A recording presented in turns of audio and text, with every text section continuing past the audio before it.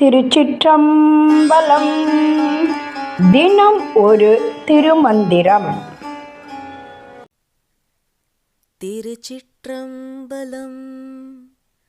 இல்லது சக்தி இடந்தனில் உண்டாகி கல்லொளி போல கலந்துள்ளிருந்திடும் வல்லது ஆக வழி செய்த பொருள் சொல்லது சொல்லிடில் தூராதி தூரமே.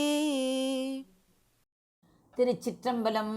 இல்லது சக்தி இடந்தனில் உண்டாகி என்று தொடங்கும் பாடலை காணலாம். இந்த திருமந்திர பாடல் இறைவன் எவ்வாறு கண்ணுக்கு தெரியாமல் மறைந்திருந்து அதே சேம் அண்ட சராசரங்களையும் இயக்கிக் கொண்டிருக்கிறான் என்பதை மிக அழகாக விளக்குகிறது.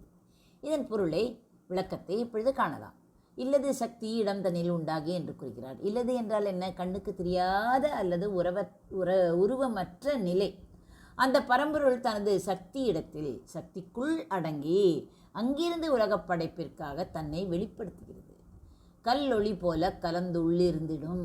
ஒரு கல்லுக்குள்ளே ஒளி மறைந்திருக்கும் தன்மை இருக்கிறது, அல்லது ஒரு ரத்தனத்திற்குள்ளே அதன் பிரகாசம் எப்படி பிரிக்க முடியாமல் கலந்து இருக்கிறதோ அதுபோல இறைவன் சக்தியோடு கலந்து எங்கும் நீக்கமர நிறைந்திருக்கிறான். வல்லது ஆக வழி செய்த அப்பொருள் பிரபஞ்சத்தின் அத்தனை இயக்கங்களும் மிக வலிமையாகவும் ஒழுங்காகவும் நடப்பதற்கு வழிவகை செய்த அந்த பொருள்தான் இறைவன். சொல்லது சொல்லிடில் தூராதி தூரமே.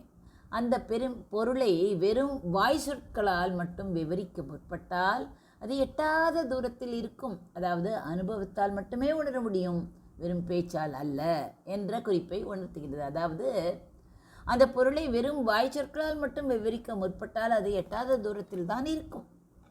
இதை விளக்க ஒரு கதையை நாம் பார்க்கலாம்.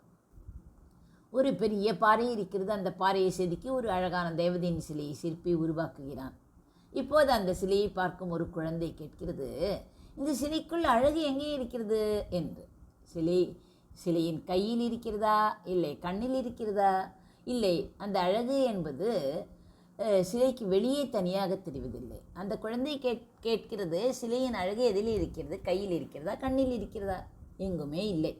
அந்த அழகு என்பது எங்கே இருக்கிறது? சிலைக்கு வெளியே தனியாக தெரிவதில்லை. அது கல்லோடு கல்லாக அதன் ஒவ்வொரு அணுவிலும் கல்லொளி போல கலந்து இருக்கிறது. அந்த சிலையிலிருந்து அழகை தனியாக பிரித்து எடுக்கவே முடியாது. ஆனால் சிலையை பார்க்கும் எவருக்கும் அந்த அழகு உணரப்படும்.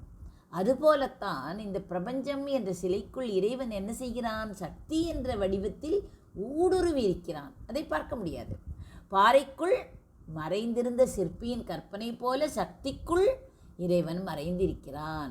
ஒருவர் கடவுள் எங்கே இருக்கிறார், எனக்கு காட்டு, நான் பார்க்க வேண்டும் என்று விவாதம் செய்தால் அவருக்கு இறைவன் தூராதி தூரமே, அதாவது மிக மிக தொலைவில் இருப்பார். ஆனால் கல்லுக்குள் ஒளி இருப்பதை உணர்வது போல அன்பால் உணர்பவருக்கு அவர் மிக அருகிலேயே இருக்கிறார் என்பதை புரியப்படுத்துவார், அது தெரியப்படுத்துவார்.